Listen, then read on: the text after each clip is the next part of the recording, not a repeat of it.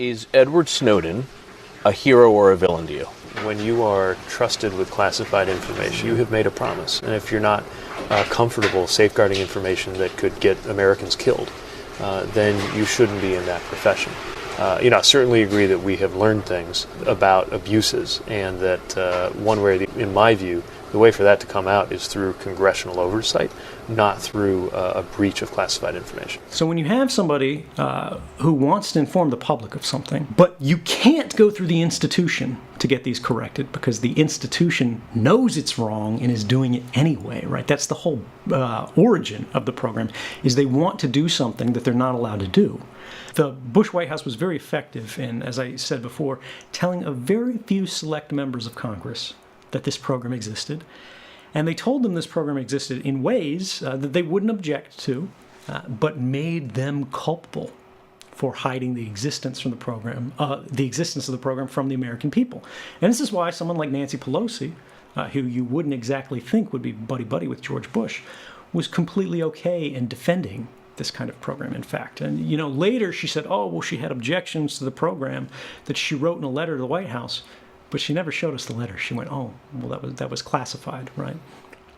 And this is not to bag on her individually. It's just she's a great example in here, a named example everyone knows, of how this process works. The White House will implicate certain very powerful members of Congress in their own criminal activity. And so when the White House gets in trouble for it, the Congress has to run cover for the White House. And so what happened was Congress passed an emergency law in 2007 called the Protect America Act, which should have been our first indication this is a very bad thing, because they never name a law something like that unless it's something terrible. And what it did was it retroactively immunized all of the phone companies in the United States that had been breaking the law millions of times a day by handing your records over to the government, which they weren't allowed to do, simply on the basis of a letter from the president saying, please do this.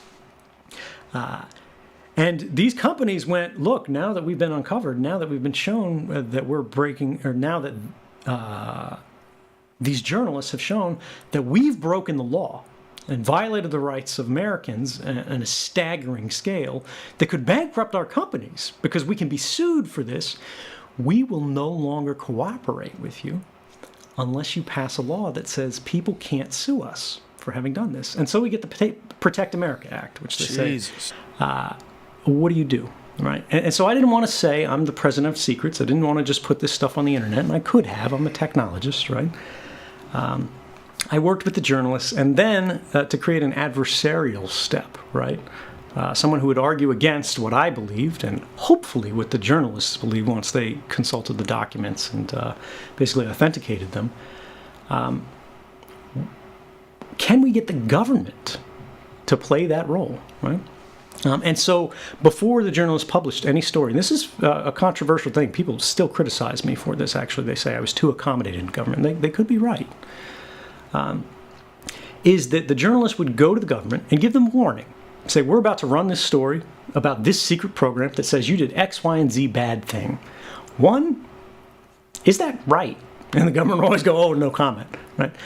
Two, is this going to cause harm? Is anybody going to get hurt? Is this program effective? Is there something we don't understand, right? Is there something Snowden doesn't understand? Does this guy just not get it, right? Are these documents fake? Whatever you want. Say we shouldn't run this story. And in every case I'm aware of, that process was followed. And that's why, right? Because there's a lot of people out there who don't like me, who criticize me, who go, this was unsafe, this caused harm to people or whatever. We're in 2019 now. I came forward, and these stories won the Pulitzer Prize for Public Service Journalism, starting way back in June of 2013. We've had 6 years to show bodies. We've had 6 years to show harm. And you know, as well as I do, the government's happy to leak things when it's in their interest. Nobody has been hurt as a result of these disclosures because everyone who was involved in them was so careful.